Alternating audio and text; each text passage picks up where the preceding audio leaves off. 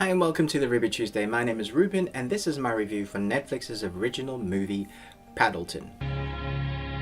If you are new to my film reviews, I like to talk about what I liked in the film and did not like amongst talking about certain aspects of the film, depending on what stood out for me of the film, and then at the end I give my rating. Is what Michael has incurable? So Michael and Andy are best friends. Michael's played by Duplass, who is also one of the two writers, the other being the director, and Andy Friedman is played by Romano. They meet because Andy lives in an apartment above Michael. Michael and Andy bond over movies, especially kung fu movies, and when not punching clocks as a copy store clerk and a medical researcher, the middle-aged best friends find themselves in a universe of their own making. They live in a world of gameplay and hypotheticals. Near the beginning of the film, Michael is diagnosed with stomach cancer. The disease spreads and Michael decides he wants to end his life, and that's the basic of the film's premise. This was not a film I was eager to watch. If you've ever had friends or family be affected by cancer, and I imagine you probably have, because unfortunately most people have had a loved one or a friend of a friend affected by the disease. It's just that common these days. I too have had my encounters with cancer. So from the outset of the film, you should know that this film isn't a happy film. It's a love story about two best friends, death and cancer.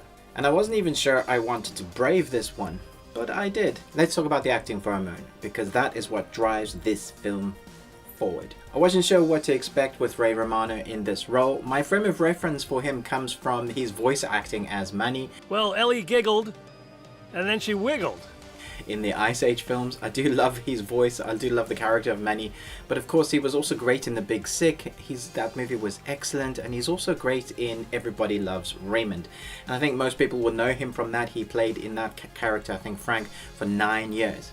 But what I found really interesting in reading the production notes for Paddleton is that it said that a large majority of the film was unscripted, meaning that they had allowed Ray Romano to do what he does and to do what he does best, to do what he's great at. He has this incredibly dry humor, the way he states things that happen in everyday life. He uses everyday moments and things that most wouldn't kind of even bat an eyelid at, and then he speaks about them in a kind of a strange way that often has humor alluding to it within it because of the way he states things. Next thing you know, we're drinking our urine. So he speaks of them, of these strange things and that happen in everyday life, in a way that ends up being funny in the dialogue. The dialogue is funny and odd at the same time, and it kind of really works in this film. So in the end, what we get is two best friends in a very real hard situation that at no point feels fake. When we are introduced to Michael and Andy, it feels like we are meeting friends who have been best friends since they were born, since like day one. They came out of their mother's womb and they were like, we're best friends, and that's what it feels like. It almost feels like you're intruding in this moment in their life that's very hard, very real, and you get to experience and watch what these two go through as cancer kind of destroys his friend's life. It's hard to watch, but I think as a character study it's done really well. In fact, you could mistake their friendship to be more than a friendship. The film even digs at this point in parts.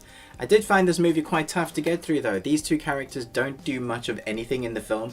The pacing is slow, the dialogue is odd at times, as I've mentioned, and you know what's coming. So let's talk about the cinematography, pacing, editing and tone, because it kind of goes hand in hand. You could adapt. The first 20 minutes of this movie I found tough. As I said earlier, I found the beginning of this film quite hard to watch. Ray's character Andy is a weird guy, and I instantly thought I was not going to like his character.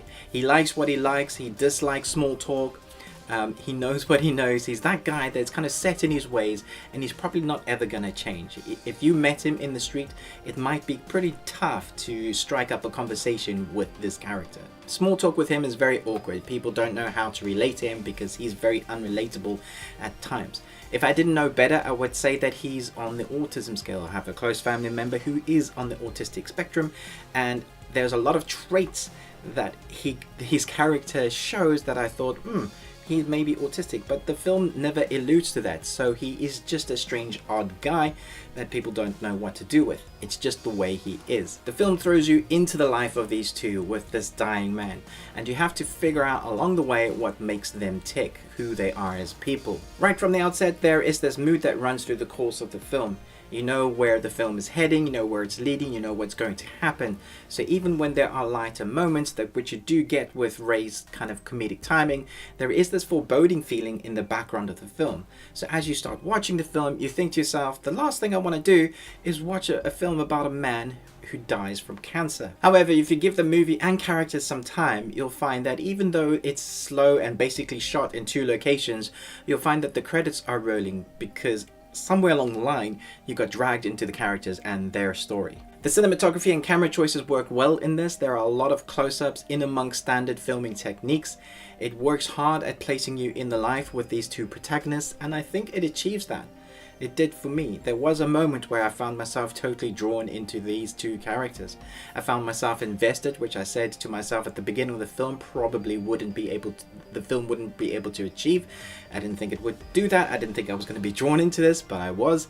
I found myself asking questions like, what would I do? What would I be like if I found myself in that situation? Would I be able to handle that situation? One of the things the director wanted people to take away from this film was, if anyone was to look at a strange person who is different, who's dressed differently, who acts strangely, would you be able to not judge them instantly because of how they are, who they are? Because if you do take the time to get to know them, they may end up being your best friend, which I thought was a really nice takeaway for the director, to have a really kind of deeper meaning behind the story of what he wanted people to take away.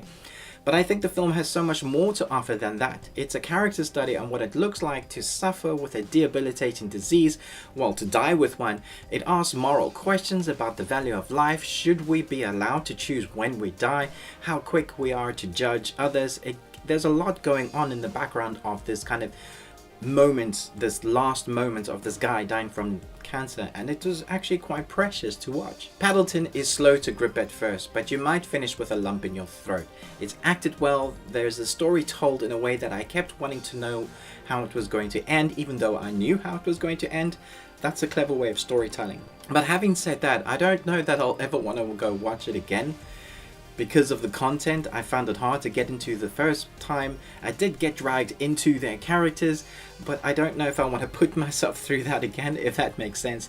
There are some films that are great, but you can only watch them so very often. Maybe in a few years' time I'll go back to watching this. But with that in mind, I'm going to give Paddleton a B. Thank you so much for watching my review of Paddleton.